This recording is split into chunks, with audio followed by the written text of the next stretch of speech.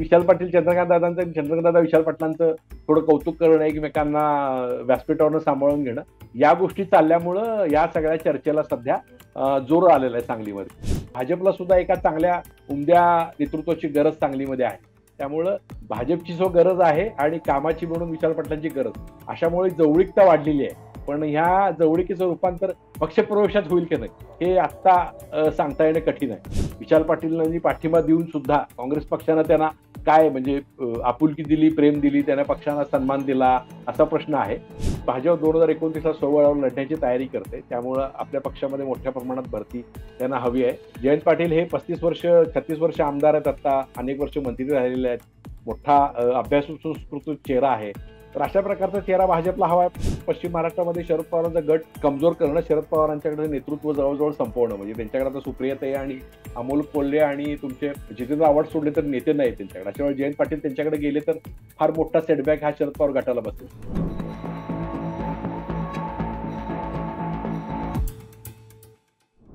नमस्कार, मी रोहित हरीफ द पॉलिटिक्समध्ये तुमच्या सगळ्यांचं पुन्हा एकदा स्वागत आहे. राजकीय क्षेत्रात सध्या फार मोठ्या घडामोडी जरी घडत नसल्या, राज्यात सगळं स्थिर स्थावर होतानाचं चित्र दिसत असलं तरी बारीक सारीक गोष्टींमुळे राजकारणात रोज नव्या चर्चांना उधाण येते. आता सांगली जिल्हा हा काँग्रेसचा बालेज किल्ला, पश्चिम महाराष्ट्रातला एक अत्यंत सधन आणि महत्वाचा जिल्हा म्हणून तो ओळखला जातो. आणि या जिल्ह्यातले जर का सगळ्यात मोठे नेते किंवा तालेवार नेते म्हणून जर का कुठल्या घराण्याने जिल्ह्यावरती सत्ता गाजवली असेल तर ते म्हणजे विशाल पाटलांचं घराणं. आता विशाल पाटील आणि काँग्रेस हे खरं तर गेल्या 5-6 दशकांचं नातं आहे. पण आता विशाल पाटील हे काँग्रेस सोडणार का अशी चर्चा सुरू झालेली आहे. याला कारण ठरलंय ते म्हणजे सांगली जिल्ह्यामध्ये झालेली एक सभा. या सभेला जयकुमार गोरे होते आणि त्यांच्या समोर जर का मला कोणतं मंत्रिपद देणार असताल तर मी कुठल्याही पक्षात जायला तयार आहे, अशा आशयाचं विधान विशाल पाटलांनी केलंय.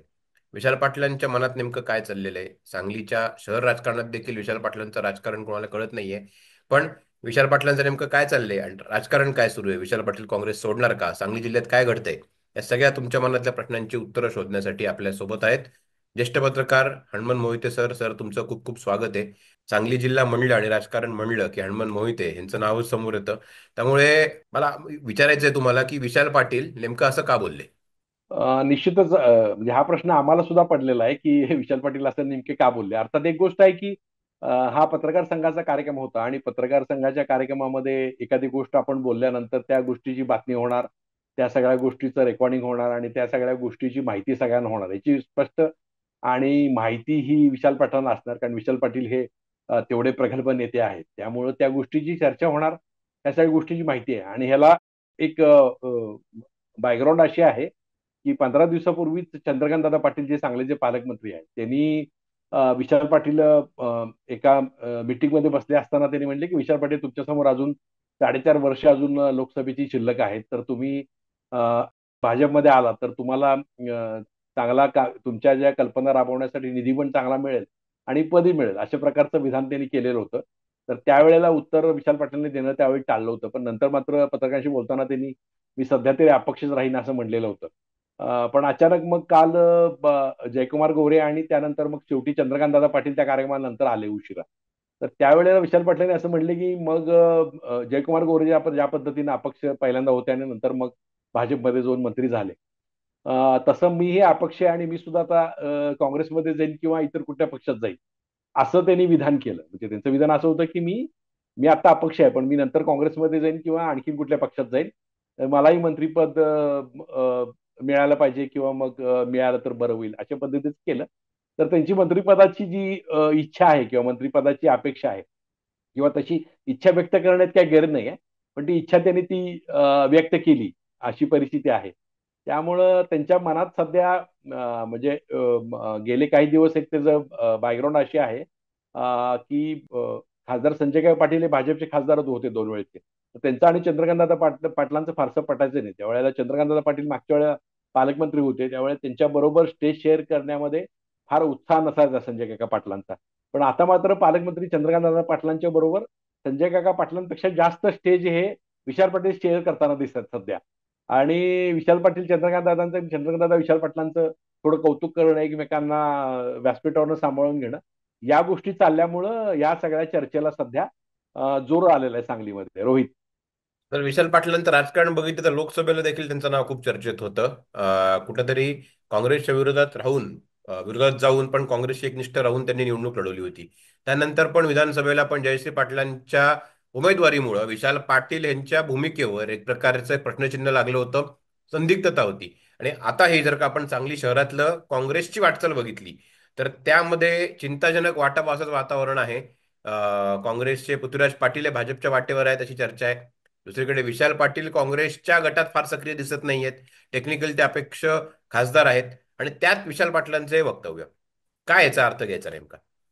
निश्चितच तुम्ही पाहिलं असेल तर काँग्रेस पक्ष ज्या ज्या पद्धतीने लोकसभा लढला आणि लोकसभेमध्ये त्यांच्या 13 जागा आणि विशाल पाटलांची 14वी जागा आली, त्यानंतर विधानसभेच्या मोठ्या पराभवानंतर म्हणजे फक्त 16 आमदार काँग्रेसचे निवडून आल्यानंतर पश्चिम महाराष्ट्रातून फक्त विश्वित कदम हे एकमेव आमदार या पलूस कडेगावमध्ये निवडून आलेले आहेत. तर त्यानंतर काँग्रेस पक्षानं संपूर्ण संघटनात्मक पातळीवरचं दुर्लक्ष केलेलं दिसतंय आपल्याला. म्हणजे सांगली जिल्ह्यात नाही तर टोटल महाराष्ट्रामध्येच दुर्लक्ष आहे. म्हणजे आता हर्षवर्धन संपाळ नवे प्रदेशाध्यक्ष असले तरी त्यांचे दौरे सुरू आहेत.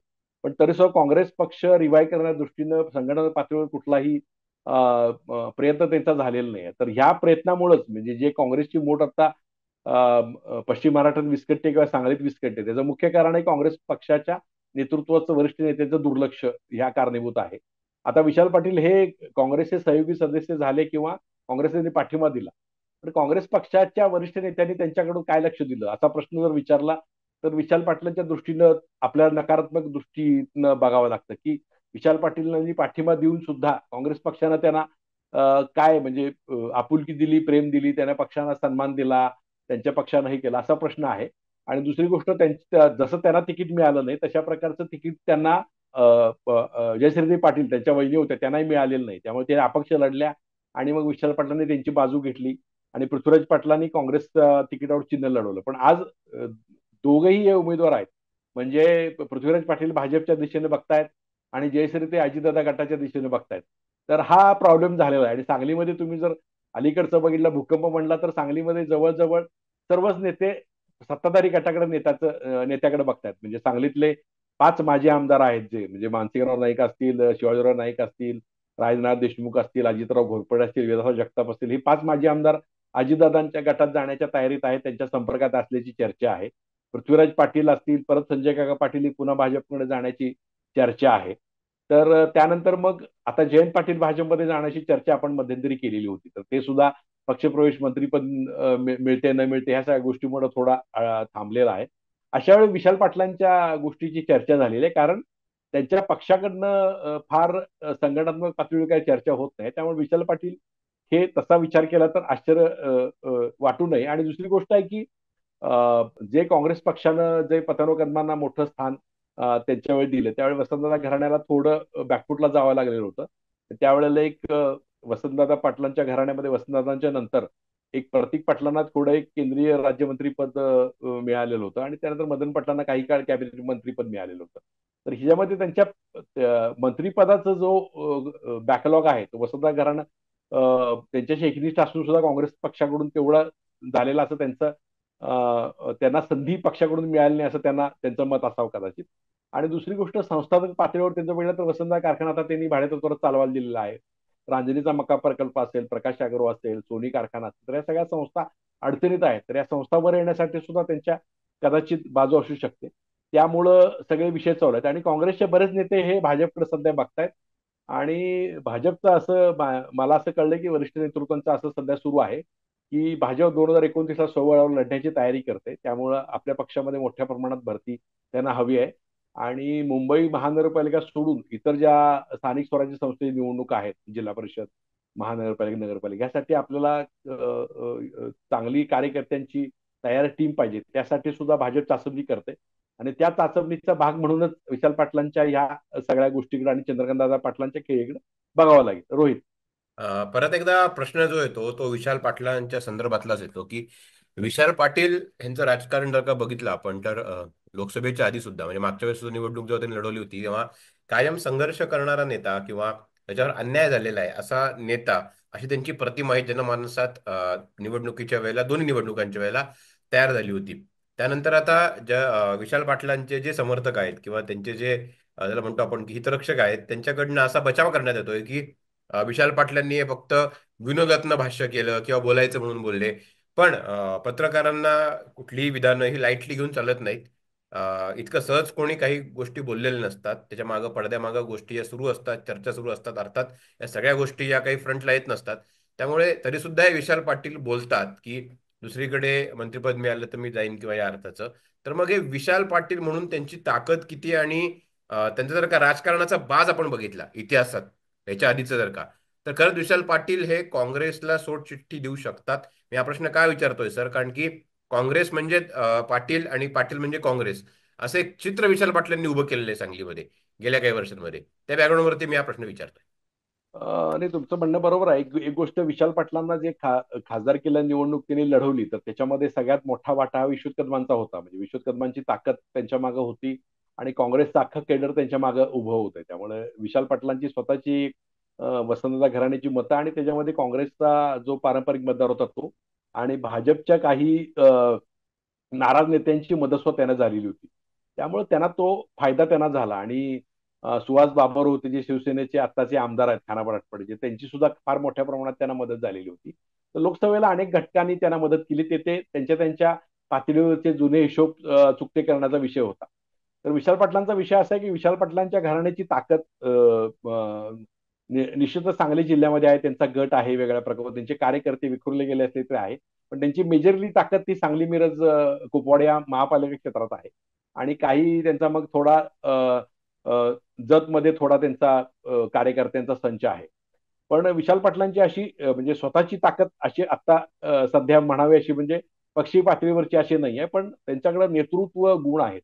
म्हणजे विशाल पाटील हे तुम्ही बघितलं असेल तर गेल्या काही दिवसामध्ये या 2-3 सेशन जे झाले त्या 2-3 सेशनमध्ये अतिशय प्रभावी कामगिरी त्यांनी लोकसभेत केलेली आहे. अतिशय उत्तम अभ्यासू भाषणं त्यांनी केलेली आहेत आणि उत्तम जनसंपर्क त्यांनी ठेवलेला आहे. अतिशय चांगलं त्यांची ओरिटरी चांगली आहे. प्रश्नांची जाण चांगली आहे. समस्या मांडतात चांगल्या प्रश्नांचा. परत त्यानंतर त्यांचा जनसंपर्क पण आता अलीकडच्या काळामध्ये खूप त्यांनी वाढवलेला आहे आणि आढावा बैठका वगैरे घेऊन त्या नागरिकांचे प्रश्न सोडवण्यासाठी आक्रमक असतात. हा विषय आहे. फक्त माझ्या मते एक गोष्ट आहे की त्यांनी त्यांच्यामध्ये एक गोष्ट अशी झाली असावी की आपल्याला सत्ता असल्याशिवाय कामं करता येत नाहीत आणि भाजपमध्ये सध्या अशी परिस्थिती आहे की ह्या सध्या सत्ताधाऱ्यांचं वैशिष्ट्य असं आहे की ते विरोधकांची कामं होऊ नयेत या पद्धतीचं नेटवर्क त्यांनी उभा केलेला आहे.